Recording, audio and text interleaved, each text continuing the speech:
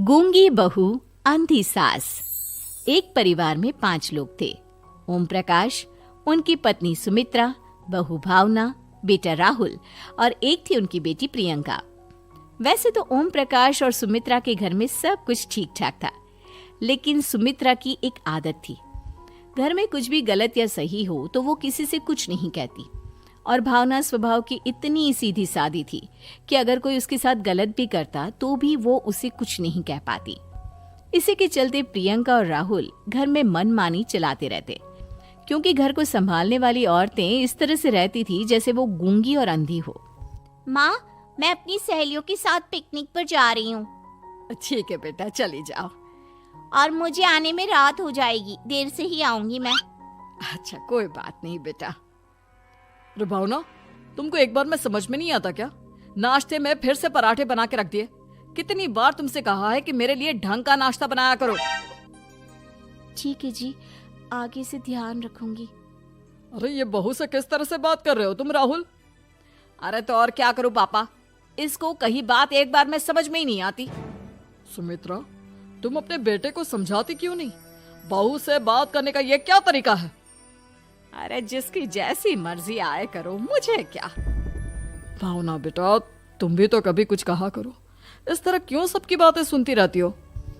कोई बात नहीं पापा जी, सब ठीक है। रात को काफी देर तक प्रियंका घर नहीं आती और जब वापस लौट कर आती है तो एक लड़की के साथ बाइक पर बैठकर।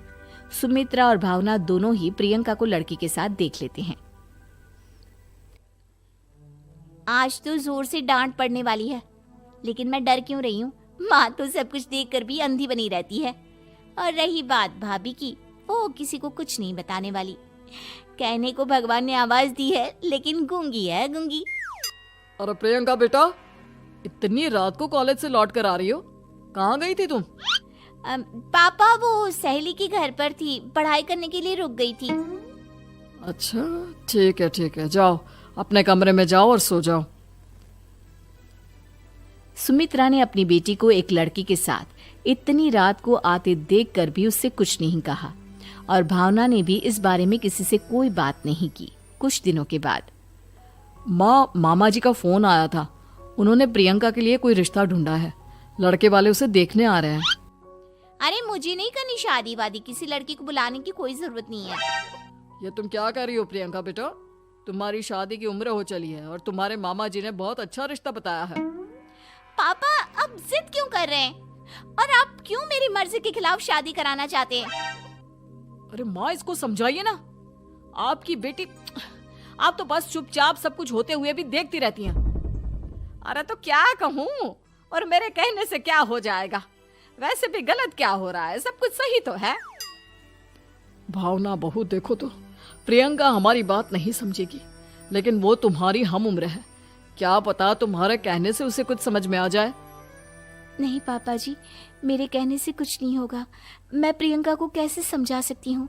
वो ननद है मेरी, कहीं मेरी किसी बात का बुरा मान गई तो?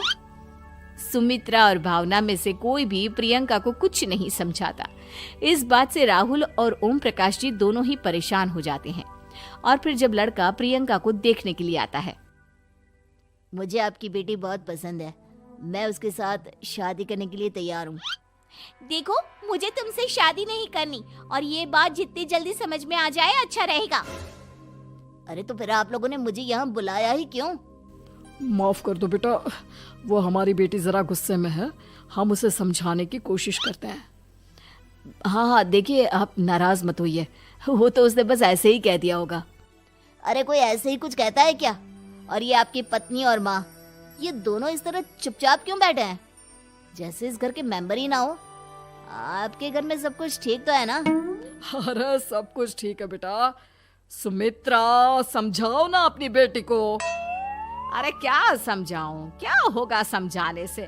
सब ठीक ही तो हो रहा है, गलत क्या हो रहा है? भावना, प्रियंका को अंदर लेकर जाओ और उससे समझाओ कि कितना अच्छा रिश्ता है। इतना अच्छा लड़का है, इस तरह से बिहेव ना करे। नहीं जी, मैं किसी से कुछ नहीं कह सकती जी।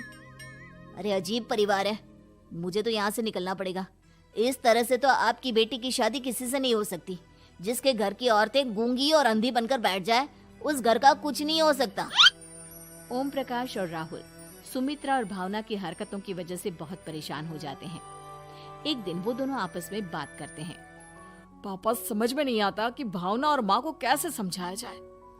सही कहते हो बेटा, तुम और मैं काम के सिलसिले में सारा दिन घर के बाहर रहते हैं और घर की दोनों औरतें जिन्हें सारा घर संभालना चाहिए गूंगी और अंधी बनकर बैठी हैं। पापा, आप ही बताइए इसका क्या उपाय है। मेरी तो कुछ समझ में नहीं आता बेटा, लेकिन हमें कुछ तो करना पड़ेगा क्योंकि इन सब की वजह से प्रियंका बहुत ज्यादा बिगड़ती जा रही है। तुमने देखा उसे किस तरह से बिहेव किया था। अरे लेकिन पापा, हम करेंगे क्या? हमें एक नाटक करना होगा। कुछ दिनों के लिए हम भी गूंगे और बहरे बन जाते हैं, उसके बाद इन दोनों औरतों को अकल आएगी। हाँ पापा, शायद आपकी बात ठीक है। हम दोनों हर बार बात को संभाल लेते हैं और इसी वजह से माँ और भावना कुछ भी करने की कोशिश ही नहीं करते। और फिर अगले दिन, भावना, नाश्ते में क्या बनाया है? जी पराठे बनाए हैं। मेरे लिए पोहा बना दो। अच्छा जी ठीक है, अभी बना देती हूँ जी। बहू, नाश्ते में क्या बनाया है? पापा जी, पराठे हैं और पोहे बन रहे हैं। अरे बहू, मुझे तो उपमा खाने का मन था, मेरे लिए उपमा बना दो। ठीक है पापा जी, अभी बना देती हूँ। भाभी, जल्दी से जरा मेरा कॉलेज का टिफिन तो पैक कर देना। और सुनो, मुझे ना भिंडी की सब्जी खाने का मन है। सुमित्रा चुपचाप बैठी बैठी सब कुछ देख रही थी। उसने किसी से कुछ भी नहीं कहा और ये देखकर भावना को मन ही मन गुस्सा आ रहा था, लेकिन वो किसी से कुछ नहीं कह रही थी। उसे लग रहा था कि ओम प्रकाश जी, जो हमेशा उसकी साइड लेते थे, वो भी आज चुपचाप बैठे हुए थे। शाम के वक्त प्रियंका अपने बहुत सारे दोस्तों को लेकर घर आती है और उधर दूसरी तरफ से राहुल भी अपने ऑफिस के दोस्तों को लेकर घर आ जाता है। प्रियंका अपने कमरे में तेज म्यूजिक चलाकर डांस करती है और राहुल अपने दोस्तों के साथ बैठकर जोर जोर से हंस रहा था। प्रियंका और राहुल मिलकर पूरे घर को अस्त व्यस्त कर देते हैं, लेकिन भावना उनसे कोई शिकायत नहीं करती और सुमित्रा जी भी चुपचाप बैठी रहती है।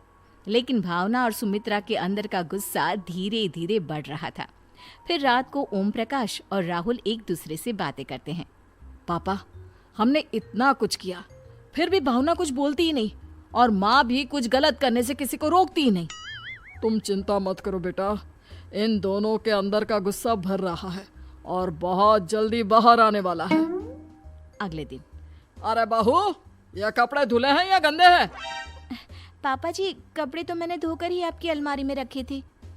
मुझे तो साफ नहीं लग रहे, एक बार और धो देना। प्रियंका, मैं सोच रहा था कि तुम्हें उस लड़के से शादी नहीं करनी है ना, मत करो। एक काम करो, वैसे भी क्या रखा है शादी वादी में, तुम्हें जो लड़का पसंद है उसके साथ जाकर कोर्ट मैरिज कर लो।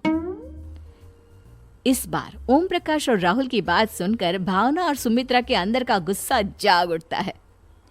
मैं किसी से कुछ कहती नहीं जी, इसका मतलब ये है कि आप लोग मुझे परेशान करते ही रहेंगे। कल 4 बार मुझसे नाश्ता बनवाया, आज पापा जी मुझसे धुले हुए कपड़ों को बार बार धुलवा रहे हैं। अरे मैं इंसान हूँ जी, कोई मशीन नहीं हूँ। तुम दोनों ने मिलकर इस घर की कैसी हालत बना दी है और अपनी बहन को भागकर शादी करने के लिए कह रहे हो। तुम भाई हो या दुश्मन? ओम प्रकाश और राहुल जोर जोर से हंसने लगते हैं। अरे इसमें हंसने की क्या बात है? हम लोग यहाँ इतने परेशान हो रहे हैं जी, तुम लोगों को ऐसी हरकत करने के बाद भी हंसी आ रही है। ये क्या कर रहे हैं जी आप दोनों? यही तो हम चाहते थे कि सुमित्रा, तुम अंधी होकर ना बैठी रहो। घर में कुछ भी गलत हो तो उसे रोकने की कोशिश करो। और भावना, तुम अपने साथ हो रहे गलत व्यवहार पर भी कभी मुंह नहीं खोलती।